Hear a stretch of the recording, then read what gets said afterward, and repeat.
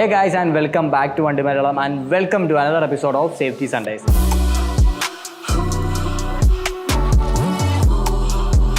Safety സൺഡേയിൽ ഞാൻ ഇന്ന് നിങ്ങളെ പരിചയപ്പെടുത്താനായിട്ട് പോകുന്നത് കഴിഞ്ഞ ഒരു 8 മാസമായിട്ട് ഞാൻ ഉപയോഗിച്ചുകൊണ്ടിരിക്കുന്ന എൻ്റെ റേസ് ഹെൽമെറ്റിനെയാണ്. യെസ് ഗൈസ്, ഇതാണ് എൻ്റെ KYTയുടെ NZ റേസ് എന്ന് പറയുന്ന റേസ് ഹെൽമെറ്റ്. ഞാൻ കഴിഞ്ഞ റോയൽ എൻഫീൽഡ് കോണ്ടിനെൻ്റൽ GT കപ്പിൽ പാർട്ടിസിപ്പേറ്റ് ചെയ്യാൻ വേണ്ടി ആ ഒരു ടൈമിൽ വാങ്ങിച്ചൊരു ഹെൽമെറ്റാണ്. സോ ഇത് ഓൾമോസ്റ്റ് ഇപ്പോൾ ഒരു 10 മാസത്തിനോളം അടുത്ത് ആവുന്നു ഇത് വാങ്ങിച്ചിട്ട്. ഇപ്പം ഇത്രയും കാലം ഞാനിത് ഉപയോഗിച്ചതിൻ്റെ ഒരു യൂസർ റിവ്യൂ ആണ് നമ്മൾ ഈ ഒരു സേഫ്റ്റി സെൻ്ററിലൂടെ കാണാൻ പോകുന്നത്. സോ ഈ ഒരു ഹെൽമെറ്റ് നിങ്ങൾ വാങ്ങണോ വേണ്ടോ, ഇതിൻ്റെ പ്രൈസ് എന്താണ്, ഇതിൻ്റെ ഫീച്ചേഴ്സ് എന്തൊക്കെയാണ്, ഇതെങ്ങനെയുണ്ട് നമുക്ക് ഉപയോഗിക്കാം എന്നുള്ള കാര്യങ്ങളായിരിക്കും ഞാൻ ഈ ഒരു വീഡിയോയിൽ നിങ്ങളോട് പറഞ്ഞു തരാൻ പോകുന്നത്.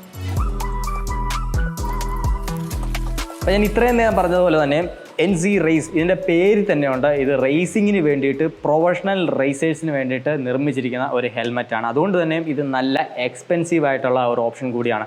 നിങ്ങൾ റോഡിൽ ഉപയോഗിക്കുന്ന ആളുകൾക്ക് ഇത് വേണോ വേണ്ടോ എന്നുള്ള വീഡിയോ പോകുമ്പോഴത്തേക്ക് ഞാൻ നിങ്ങൾക്ക് പറഞ്ഞുതരാം.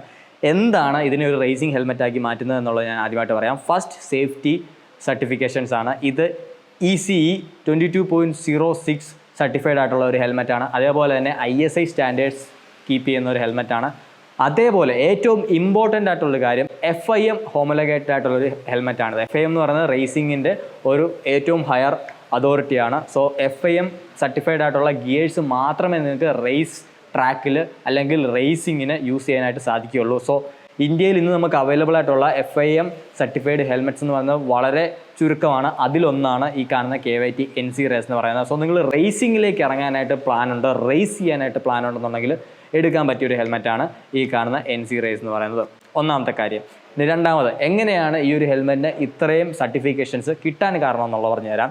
മെയിനായിട്ടും ഈ ഒരു ഹെൽമെറ്റ് നിർമ്മിച്ചിരിക്കുന്നത് ഇതിൻ്റെ ഷെൽ കൺസ്ട്രക്ഷനാണ്. ഇത് കാണുമ്പോൾ ഒരു കാർബൺ ഫൈബർ ഫിനിഷിൽ വരുന്ന അല്ലെങ്കിൽ കാർബൺ ഫൈബർ ആയിട്ട് തോന്നിക്കുന്ന ഒരു ഹെൽമെറ്റാണ്. പക്ഷേ ഇതിൽ കാർബൺ ഫൈബർ മാത്രമല്ല ഉള്ളത്, ഇതൊരു ട്രൈ കോമ്പോസിറ്റ് ഹെൽമെറ്റാണ്. അതായത് ഇതിൽ 3 മെറ്റീരിയൽസ് യൂസ് ചെയ്തിട്ടാണ് ഇതിൻ്റെ ഒരു ഔട്ടർ ഷെല്ല് നിർമ്മിച്ചിരിക്കുന്നത്. ഒന്നാമത്തത് ഫൈബർ ഗ്ലാസ്, അതുപോലെ തന്നെ കെവ്ലാർ, പിന്നെ കാർബൺ. ഇങ്ങനെ 3 കാര്യങ്ങൾ ചേർന്നിട്ടാണ് ഇതിൻ്റെ ഒരു ഷെല്ല് നിർമ്മിച്ചിരിക്കുന്നത്. അതുകൊണ്ട് തന്നെ ഇത് വളരെ ഡ്യൂറബിൾ ആണ്, ഇമ്പാക്ട് റെസിസ്റ്റൻ്റ് ആണ്, അതുപോലെ തന്നെ ഭയങ്കരമായിട്ട് ലൈറ്റ് വെയിറ്റ് ആയിട്ടുള്ള ഒരു ഹെൽമെറ്റാണ്. 1350 ഗ്രാംസ് മാത്രമാണ് ഈ ഒരു ഹെൽമെറ്റിൻ്റെ വെയിറ്റ് വരുന്നത്.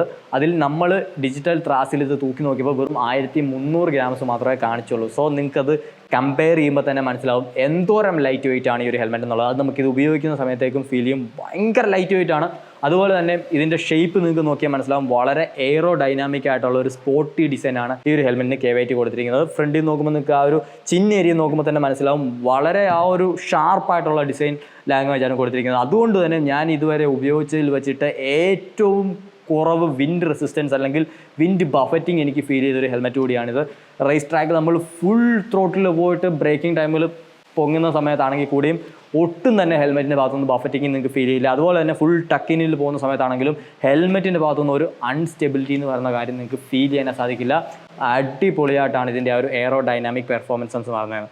അതുപോലെ തന്നെ വെയിറ്റ് ഡിസ്ട്രിബ്യൂഷൻ ആണെങ്കിലും അടിപൊളിയാണ്. നമ്മൾ തലയെ വെച്ച് കഴിഞ്ഞാൽ നമ്മുടെ തലയുടെ അല്ലെങ്കിൽ പെടലിയുടെ ഒന്നും തന്നെ ഒരു ഭാഗങ്ങളിലും നമുക്ക് പെയിനോ അല്ലെങ്കിൽ ഒരു ഹെവി ഫീലോ ഒന്നും തന്നെ വരില്ല. പക്ഷേ ഇതിലെനിക്ക് ഡ്രോബാക്ക് ആയിട്ട് തോന്നിയ ഒരു കാര്യം എന്താണെന്ന് ചോദിച്ചു കഴിഞ്ഞാൽ, ഇത് ഉപയോഗിക്കുന്ന സമയത്തൊക്കെ എൻ്റെ തലയുടെ ഈ 2 പോർഷനിൽ എനിക്ക് പ്രഷർ പോയിൻറ്റ്സ് വരികയും അവിടെ എനിക്ക് പെയിൻ ഫീൽ ചെയ്യാൻ സാധിക്കാറുണ്ട്. അതെൻ്റെ തലയുടെ ഷേപ്പിന് കാരണമാവാം. ഇതങ്ങനെ ഒരു എന്താ പറയുക, ഒരു ഏഷ്യൻ ഷേപ്പ്ഡ് അല്ലെങ്കിൽ ഏഷ്യൻ ഫിറ്റിന് വേണ്ടി നിർമ്മിച്ചിരിക്കുന്നതാണെന്ന് എനിക്ക് തോന്നുന്നില്ല. പക്ഷേ ഇതെൻ്റെ കറക്റ്റ് ഹെഡ് സൈസിനുള്ള ഹെൽമെറ്റ് തന്നെയാണ്. സ്മോൾ സൈസാണ് എടുത്തിരിക്കുന്നത്. എൻ്റെ ഹെഡ് സൈസ് എന്ന് പറഞ്ഞാൽ 55 to 56 സെൻറ്റിമീറ്ററിൽ വരുന്നതാണ്. സോ പ്രോപ്പർ സ്നഗ് ഫിറ്റിംഗ് കാര്യങ്ങളൊക്കെ തന്നെയാണ്. പക്ഷേ ഒരുപാട് സമയം, ഒരു അരമണിക്കൂറിന് മുകളിലൊക്കെ ഞാനിത് വെച്ച് റൈഡ് ചെയ്യണം, അല്ലെങ്കിൽ ലോങ് ഡ്രൈവ്സിന് ഞാനിത് യൂസ് ചെയ്യുകയാണെന്നുണ്ടെങ്കിൽ എനിക്ക് ഈ ഒരു 2 പോർഷനിൽ നല്ല പെയിൻ അനുഭവപ്പെടാറുണ്ട്. അത് ഒഴിച്ച് നിർത്തി കഴിഞ്ഞാൽ ബാക്കിയൊന്നും എനിക്കിതിൽ അങ്ങനെ നിങ്ങളോട് ഒരു ഡ്രോബാക്ക് ആയിട്ട് എടുത്ത് പറയാനായിട്ടില്ല. ഇതിൻ്റെ ഒരു കംഫർട്ട് വൈസ് ആയിട്ട് നോക്കുകയാണെന്നുണ്ടെങ്കിൽ ഇതിനകത്ത് സിംഗിൾ വൈസറേ കിട്ടുകയുള്ളൂ. അപ്പോൾ അത് കേൾക്കുമ്പോൾ പലർക്കും നെറ്റ് ചുളിക്കുന്ന കാര്യമാണ്. ഇത്രയും വില കൊടുത്ത് വാങ്ങിക്കുന്ന ഹെൽമെറ്റിൽ സിംഗിൾ വൈസറേ ഉള്ളൂ, എന്താ ഈ പറയണേ, ഫീച്ചേഴ്സൊന്നും കൊടുത്തിട്ടില്ലല്ലോ എന്നൊക്കെ നിങ്ങൾക്ക് തോന്നാം. പക്ഷേ അങ്ങനെയല്ല ഗൈസ്. റേസിംഗ് ട്രാക്കിൽ നമുക്ക് ഡ്യുവൽ വൈസറിൻ്റെ ഒരു ആവശ്യവും ഇല്ല. അത് വരുന്നത് ഒരു സേഫ്റ്റി ഹസാർഡ് കൂടിയാണ്.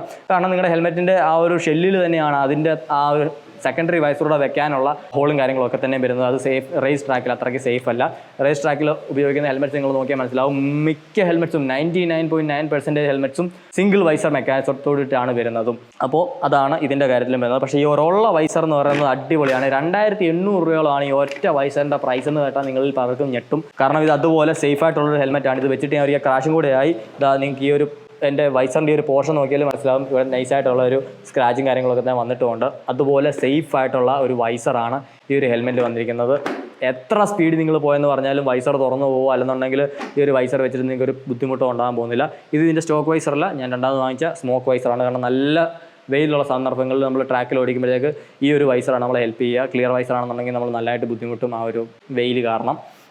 അതാണ് വൈസർ മെക്കാനിസത്തെ പറ്റി പറയാനുള്ളത്. ഇനിയിപ്പം എയർ ഇൻടേക്സ് നോക്കുകയാണെന്നുണ്ടെങ്കിൽ ചിന്ന ഏരിയയിൽ ഒരെണ്ണം വരുന്നുണ്ട്, ടോപ്പ് ഏരിയയിൽ 2 വരുന്നുണ്ട്, ബാക്കിൽ ഇതിൻ്റെ എക്സോസ്റ്റും വരുന്നുണ്ട്. ഇവിടെ നമുക്കൊരു സ്പോയിലർ കാണാൻ സാധിക്കും. ബാക്കി നല്ല എയറോഡൈനാമിക് ഉള്ള നല്ല ഷാർപ്പ് ലൈൻസും കാര്യങ്ങളൊക്കെ ആയിട്ട് വരുന്ന ഒരു ഷെൽ ഡിസൈനാണ് ഇതിൽ വന്നിരിക്കുന്നത്.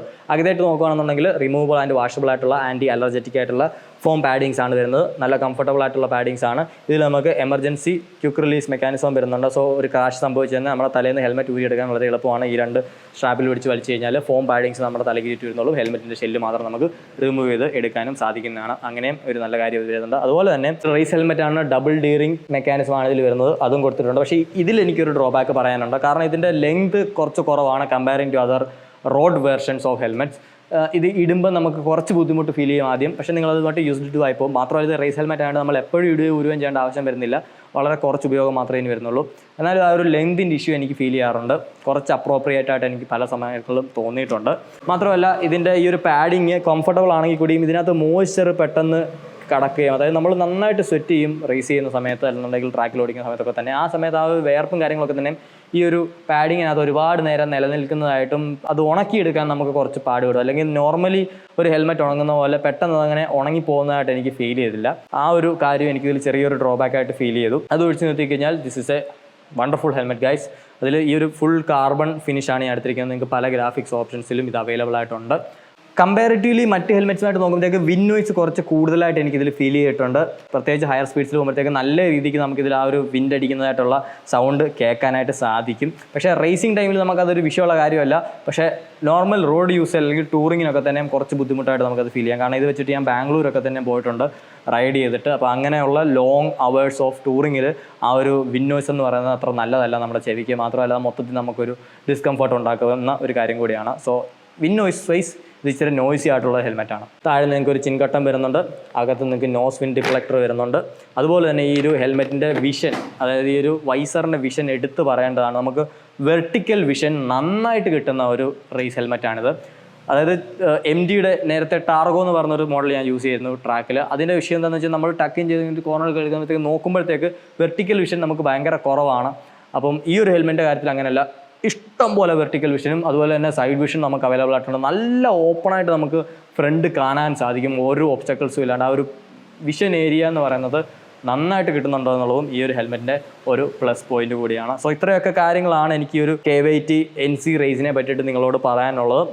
നല്ലൊരു കിടിലൻ ഹെൽമെറ്റാണ്. ഇനി പ്രൈസിലേക്ക് പോകുകയാണെന്നുണ്ടെങ്കിൽ 35,000 രൂപയോളമാണ് ഈ ഒരു ഹെൽമെറ്റിൻ്റെ മാത്രം പ്രൈസ് വരുന്നത്. നിങ്ങൾക്ക് ഇതുപോലെയുള്ള ഒരു സ്മോക്ഡ് വൈസറോ അല്ലെങ്കിൽ ഏതെങ്കിലും സെക്കൻഡറി ആയിട്ടുള്ള വൈസർ വാങ്ങണമെന്നുണ്ടെങ്കിൽ ഓൾമോസ്റ്റ് 3,000 റുപ്പീസിനടുത്ത് നിങ്ങൾ പ്രൈസ് കൊടുക്കേണ്ടതായിട്ടും വരുന്നുണ്ട്. സോ വളരെ വളരെ എക്സ്പെൻസീവ് ആയിട്ടുള്ള ഒരു ഹെൽമെറ്റാണിത്.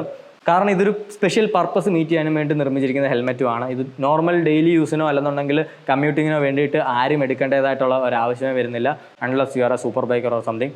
പക്ഷേ ട്രാക്കിൽ ഓടിക്കുന്ന ആളുകൾക്ക് മാക്സിമം സേഫ്റ്റി പ്രൊവൈഡ് ചെയ്യുക, മാക്സിമം കംഫർട്ട് പ്രൊവൈഡ് ചെയ്യുക, മാക്സിമം വിഷൻ പ്രൊവൈഡ് ചെയ്യുക പോലെയുള്ള കാര്യങ്ങളാണ് ഈ ഒരു ഹെൽമെറ്റ് പ്രധാനമായിട്ടും ചെയ്യുന്നത്. അത് ഇത് 100% പാലിക്കുന്നതായിട്ടുമാണ് എനിക്ക് ഫീൽ ചെയ്തത്. സോ എന്താണ് നിങ്ങൾക്ക് ഒരു ഹെൽമെറ്റിനെ പറ്റി തോന്നുന്നുള്ളത് തീർച്ചയായിട്ടും കമൻറ്റ് ചെയ്യുക. അതുപോലെ തന്നെ നിങ്ങൾ ആരെങ്കിലും KYT NC റേസ് ഉപയോഗിക്കുന്നുണ്ട്, പ്രത്യേകിച്ച് റോഡിൽ ഉപയോഗിക്കുന്നുണ്ടെങ്കിൽ എന്താണ് നിങ്ങളുടെ ആ ഒരു യൂസർ ഒപ്പീനിയൻ എന്നുള്ളതും കൂടെ തീർച്ചയായിട്ടും കമൻറ്റ് ചെയ്തേക്കുക. അടുത്തൊരു വീഡിയോയിൽ മറ്റൊരു സേഫ്റ്റി ഗിയറുമായിട്ട് സേഫ്റ്റി സൺഡേയിൽ കാണുന്നത് വരെ ഇസ്മി ഇൻജിൻ സാനിയോ.